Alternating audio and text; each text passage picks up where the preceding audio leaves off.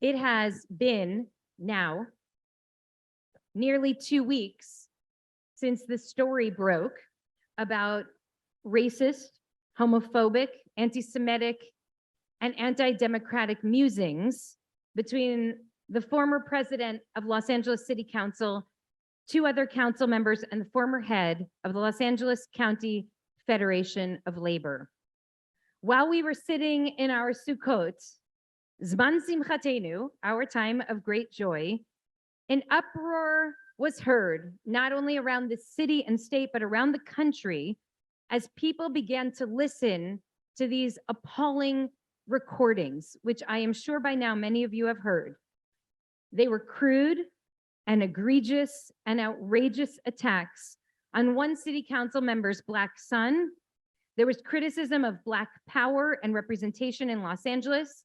There were attacks on the Oaxacan and Armenian populations. Oh, and the Jews were not spared either. We heard these people in power decrying the Jewish agenda and Jewish deal making. Now, this could be a sermon about the care that each of us must take, even behind closed doors. Assume the mic is hot, is what I would label that sermon. Speak in private the way that you speak in public. And that would be a really good lesson for all of us to take from this, but that's certainly not the only lesson. Because since this has occurred, the work of our great city, home to over 4 million people, has essentially been brought to a standstill, because you see, the city council member, the city council president, thankfully stepped down, as did the labor leader, but 2 others who are on this racist, homophobic, anti-Semitic, anti-democratic recording have refused to step down. Those 2 alternately laughed, sat in silence, and goaded the main offenders on this tape. So this could be a sermon about the enablers. You've heard that sermon, unfortunately, too many times over the past several years. Those people who are unwilling to stand up to those who are in power to do the right thing, which is precisely what makes it possible for people of ill will to persist in their callousness and in their cruelty, and to amass and use their power to bitter ends. But that too is not the only lesson for us from this debacle in the city of Los Angeles. What else, I ask, is there for us to learn today? So I want to tell you about a story of 2 siblings. The first 2 siblings ever, which appear in this week's parashah in chapter 4. Cain came first. He was a miracle, the first human being born to other human beings. And shortly thereafter, his brother Abel was born. They're different, these 2, but their work is complementary. One of them is a shepherd out in the field. The other is a farmer. He's a tiller of soil. And they're both doing their best to survive. Life is not easy for them. Remember, just before they were born, the land itself was cursed. To Adam, God said, "Because you did what your wife said and ate from the tree that I told you not to eat from, cursed be the ground because of you. By hard labor shall you eat of it. All the days of your life, thorns and thistles will it sprout for you." Maybe it's because the work he has to do is so damn hard that for every last fruit he can bring from this earth, he has to exert himself to such a great extent that Cain births an idea. Maybe I should bring an offering, an expression of gratitude to win God's favor. And Abel then follows suit, bringing the very best of what he could bring.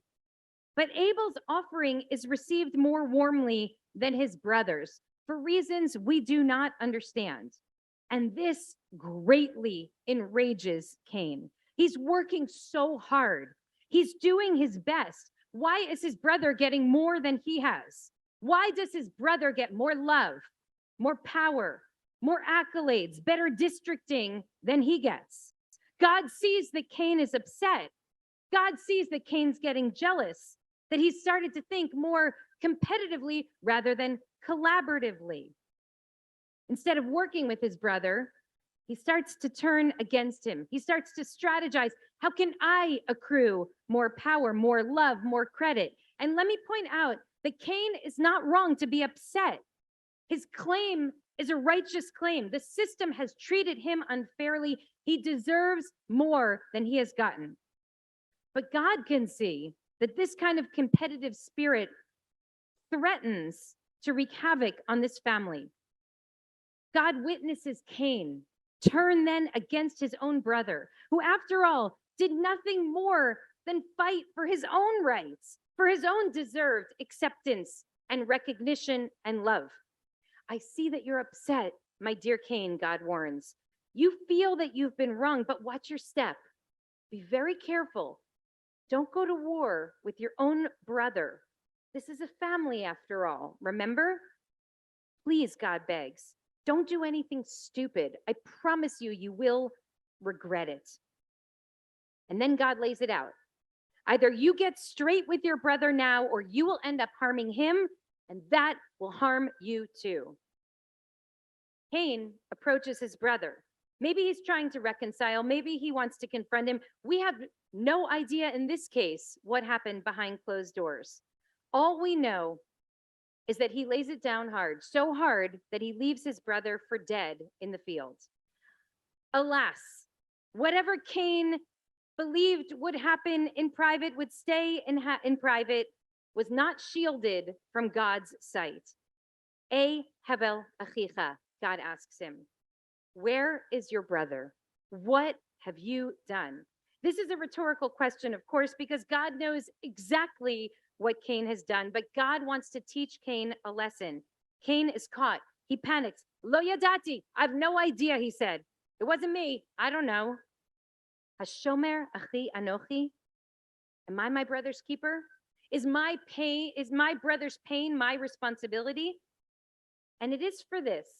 It is for this dissociation with his own brother, for his failure to accept responsibility for the harm that he has caused. It is for this that he is punished ultimately severely. He's caught. There's no way out now. And that's when Cain finally acknowledges his wrongdoing. He pleads for protection. He pleads for a lesser punishment. And God, merciful as almost always, assures him, you will have a mark on you forever for what you've done, but you'll survive. Listen to this. In this short narrative, the fact that Cain and Abel are brothers is repeated 7 times. And yet it is the most obvious thing of all. We don't need the Torah to tell us that they're brothers. We already know this. They have the same parents, the only other 2 humans who are alive in the world at this point. Clearly, they are brothers. So why does the Torah repeat 7 times that they're brothers? We're right at the beginning of the Torah. So I want to remind you the key to the idea of Jewish hermeneutics, as Lucy already suggested to us today, not only of this narrative, but of every narrative in this book, is that nothing is superfluous. When you see something that appears to be strange or bizarre or repetitive, it's there for a reason. The repetition in this narrative, 7 times that Cain and Abel were brothers, comes to teach us that the key question of the entire Hebrew Bible is, where is your brother? And to emphasize the failure of Cain's response, Hashomer achi anochi, am I actually responsible for that guy? The teacher of my teachers, Rabbi Marshall Meyer, once wrote that the Jewish answer that resounds and reverberates throughout history to Cain's question, am I my brother's keeper, is a resounding yes. We are our brother's keepers. We are our sister's keepers, whether we desire it or not, whether we find it comfortable or not, feasible or not, pleasant or not. We are all responsible for each other in this society. And listen to what the great biblical scholar Nachum Sarna writes. He says, the Bible wishes to establish emphatically the moral principle that man is indeed his brother's keeper, and that all homicide is at the same time fratricide. All homicide is fratricide. What are we to do with that here in our place and in our time where no murder has been committed, thank God, though public shaming of another is surely akin to murder? What is there for us to learn? We extrapolate from this lesson to our own time. All homicide is at the same time fratricide. You think that you're going after one another, but in fact, you're going after your own brother, your own sibling. You think you're hurting someone else, but in fact, you are hurting yourself by diminishing the other, your brother. You are undermining your own struggle. I want to say something that I know that some of you might not agree with at first. This explosive conversation that was held by 4 prominent non-white politicians was white supremacist. So how can that be? Because essential to white supremacy, the original sin of this nation, the cancer that is at the heart of all of the political discontent in our nation, in our time, is the myth of the limited pie. It's the zero-sum game, the idea that if one group gains power, it must come at the expense of another. So if Black people achieve political power, it can only come at the expense of poor whites or Asians or Latinos. When we engage in this kind of zero-sum thinking, we forget that we are all siblings, each of us and all of us deserving of the good.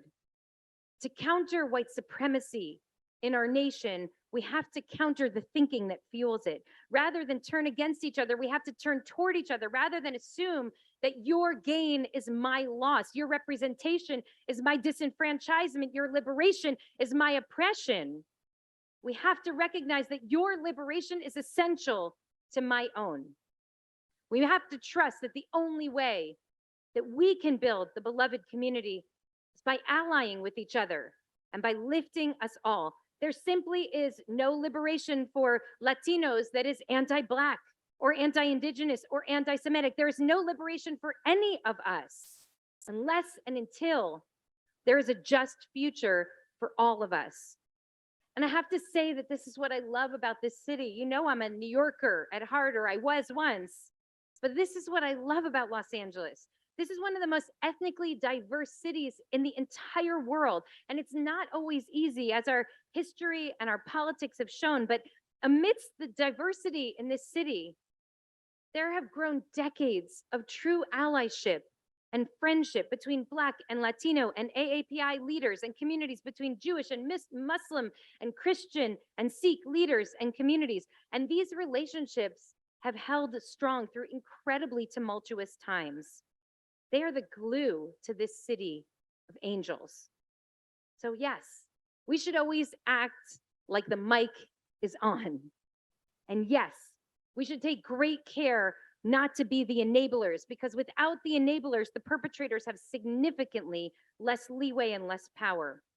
But this sermon is a sermon to remind us, as we begin a new cycle with the Torah, that we are our brother's keepers, and we are our sister's keepers, and we are our siblings' keepers. We need to recognize today and the days ahead that there are very powerful forces with an interest in wedging our coalitions apart, in keeping all of the minority communities busy fighting one another while they literally dismantle our democracy before our eyes, the one thing that can actually protect us all. Cain was right. He had been wronged. He was wrong, though, to blame his brother for his struggle and for his suffering. I pray that in the days ahead, we'll see real accountability in Los Angeles. I urge our community to stand loudly and proudly with the large, multiracial, multi-faith coalition of leaders and organizations demanding that the 2 remaining city council members resign without further delay. We demand future redistricting processes be made truly independent, and we demand an independent, full review and investigation as to how the unethical and illegal consorting of elected officials around weakening Black council districts and tenant council districts may have negatively impacted Black and tenant communities in our city. I pray that we take a stand unequivocally against this and all manifestations of racism and white supremacy in our country and in our time. And I pray that we remember that when we turn against one another, we all lose. But together, we can do extraordinary things. I wish you Shabbat Shalom.